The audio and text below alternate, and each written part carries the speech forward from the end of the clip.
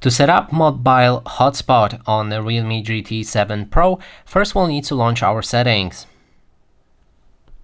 Then navigate to connection and sharing. And here first option should be a personal hotspot. You can activate it or deactivate it with the switch.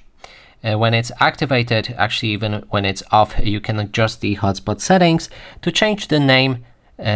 Let's enter it again. To change the name of our hotspot, also there's the password right here. If you don't want to use the password, you can click on the security and select none. That way your hotspot will be set without any password. But for protection, I recommend to go for WPA3. Then there's the AP band that we can switch between 2.4G or a 5G network.